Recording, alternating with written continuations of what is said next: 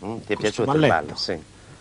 Devo narrare, non solo che mi spiegano, ma rappresenta in Sardegna una bandera del suo folklore e della cultura sarda. Non lo sono andato a Budusò, in Sardegna mi piace in tutto, ma da che arriviamo a Budusò per cantare, dobbiamo fare nessi mezz'ora in Saviatta per arrivare a su palco, che su ballo che veste in Budusò è distinto in tutta Sardegna, va che in una roda che ti dà mattana allo sigredotto. Davvero? Però questa mattana che impiegare certo. Senti, con Antonio Pazzola, che è uno dei maggiori poeti improvvisatori di oggi, non possiamo non parlare di poesia. Farebbe piacere che parlare di balli ed altro, ma ovviamente non possiamo non parlare di poesia.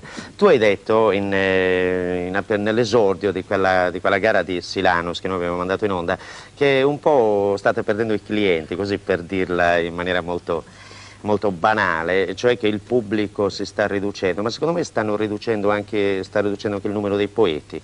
Perché? Che cosa è dovuta questa crisi, secondo te?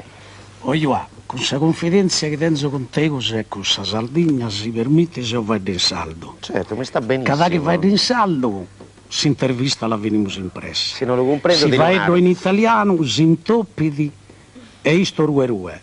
Andà bene. Non compro Deo e ne domanda stue. Questa gara dei Silanos, questo che vi impago sul cliente, si è spiusa una battuta che attero. Sicuramente noi da che siamo improvvisando, chi più non ha più ne ore. Certo. Ed mi sono allacciata sul fatto di Massa, la chi sono andato, che baia tanzone rassos. E sicché a una certa gente gli interessa più su Masone che sa poesia, in una certa notata. Sicché non è che veniva cosa come no, assolutamente. Era quasi pieno. È che è spartito esordio di questa maniera. Comunque, in generale è vero che si avverte questa crisi di talenti, cioè di poeti e anche di pubblico, o è un'impressione mia? Io penso che proprio la poesia, la natura, non sia stata mai ingrata. Siamo noi che non rischiamo su regole al bene. Ad esempio, Isara, e non te ne palfa il male, caro Giovanni. Tu hai cominciato con un'ottava dei Tucconi, sì. Bella, ma da voi nessuno resistia a sottostare a esso, bisogna che si potesse salvare in corner. No, ho detto talvolta. Talvolta, ma questo corner, noi so saldo, non l'abbiamo mai dato. No. Parendo una parola brutta. All'Ischisi, poete salgaras sono state in diminuzione, causa questo corners. Questo solsaio, questo è inglese, non è neanche italiano. Che ha murmisciato un montone di vocabolo che non è roba nostra. Sa cultura salda si sperde da in cammino da vai dare in italiano. In domomia la pa onore, mandiamo su pane e saldo. E devo dire una cosa come Antonio Pazzola, un stamattina confidenza che hai con me, e ti rispondo a questo. Io ho imparato, credo, bene l'italiano e capisco il sardo, e non solo quello del mio paese, ma capisco anche il vostro, che è il logudorese, grosso modo.